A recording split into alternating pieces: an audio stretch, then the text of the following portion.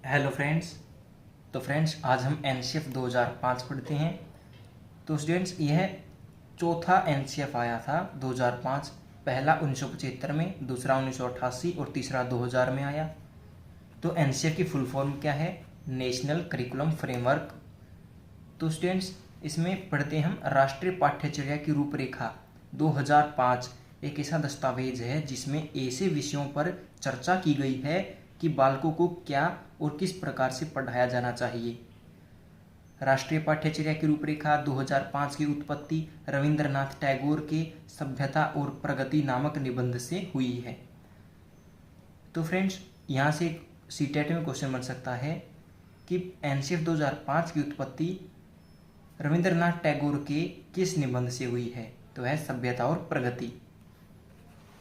तो यहाँ पर देखिए एनसीएफ 2005 का अनुवाद संविधान की 8वीं अनुसूची में दी गई भाषाओं में भी किया गया है। 8वीं अनुसूची में 22 भाषाओं का जिक्र है। एनसीएफ 2005 को प्रोफेसर यशपाल, जो कि 1992 में बनी कमेटी की अध्यक्षता की थी। 1993 में इस कमेटी की रिपोर्ट आई। इस रिपोर्ट का नाम लर्निंग विदाउट बर्डन यानी कि शिक्षा बिना बोझ पेश की। आगे देखते हैं हम एनसीएफ 2005 के मार्गदर्शी सिद्धांत क्या हैं। इसके मेनली 5 सिद्धांत हैं कि ज्ञान को स्कूल के बाहरी जीवन से जोड़ा जाए, पढ़ाई को रटंत प्रणाली से मुक्त किया जाए, पाठ्यचर्या बाल केंद्रित हो न कि पाठ्य केंद्रित, परीक्षा को लचीलापन बनाना और कक्षाई गतिविधियों से जोड़ना, राष्ट्रीय मूल्यों के प्रति आस्थावान विद्यार्थी तैयार किए जाएं। तो ये भी बहुत महत्वपूर्ण है। आगे देखते हैं कि एनसीएफ 2005 के प्रमुख सुझाव क्या हैं। बालक सक्रिय है, वह स्वयं क्या करता है? जानेगा, सीखेगा, नई नई चीज़ों को आजमाएगा, वह जोड़ सकता है, तोड़ सकता है, गलतियां करेगा, स्वयं सुधार करेगा। ठीक है, और जो गलतियां हैं वे बहुत इंपॉर्टेंट होती हैं। अब आगे कि सीखना सक्रिय व सामाजिक गतिविधि है। सीखने में यांत्रिकता नहीं होनी चाहिए कि एक कॉन्सेप्ट को बार बार करवाते जाएं, उसको यांत्रिकता कहा जाता है, लेकिन वह हमें नहीं करनी चाहिए। सीखने को डर और अनुशासन की जगह आनंद एवं संतोष से जोड़ा जाए। बालक को स्कूल, घर, समुदाय आदि सब जगह महत्वपूर्ण माना जाए और उसकी भाषा और संस्कृति को भी सम्मान दिया जाए। आगे है बहुभाषिक कक्षा शिक्षण 3 भाषाओं में होता है, जिसे त्रिभाषा सूत्र की वकालत करता है। बहुभाषिक को कभी भी समस्या नहीं मानना चाहिए, इसको संसाधन मानना चाहिए। तो आगे देखते हैं कि वह 3 भाषाएं कौन सी हैं। देखिए राज्य स्तर पर हैं, एक तो जहाँ पर हिंदी भाषी हैं और एक है जहाँ पर गैर हिंदी हैं। जहाँ पर हिंदी बोली जाती है वहाँ पर तो हिंदी होगी मातृभाषा, फिर इंग्लिश और फिर कोई भी मॉडर्न लैंग्वेज। लेकिन जहाँ पर हिंदी नहीं बोली जाती वहाँ पर उसकी मातृभाषा, हिंदी और इंग्लिश, इसे त्रिभाषा सूत्र कहते हैं। इसने भाषा के 4 कौशल की बात की है: सुनना, बोलना, पढ़ना, लिखना, LSRW, listen, speaking, reading, writing.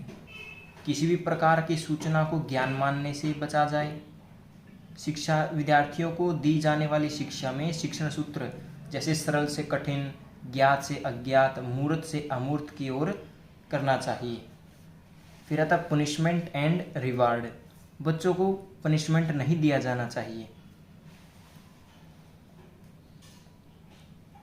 और उसको रिवार्ड दें तो भी अंतराल में दें। सह शैक्षिक गतिविधियों में बच्चों के अभिभावकों को भी जोड़ा जाए। जैसे टीचर पेरेंट मीटिंग होती है उसी टाइम टू टाइम होनी चाहिए। विशाल पाठ्यक्रम और मोटी किताबें शिक्षा प्रणाली की असफलता का प्रतीक हैं, इसलिए बच्चों की किताबें संदर्भात्मक और बच्चों के जीवन के अनुभव से रिलेटेड होनी चाहिए। मानसिक स्तर एवं योग्यता के अनुसार पाठ्यक्रम का निर्धारण होना चाहिए। एनसीएफ 2005 का प्रमुख सूत्र क्या है? बिना भार के अधिगम, लर्निंग विदाउट बर्डन। मूल्यों को उपदेश देकर नहीं, वातावरण देकर स्थापित किया जाए। पुस्तकालय में बच्चों को स्वयं पुस्तक चुनने का अवसर दें।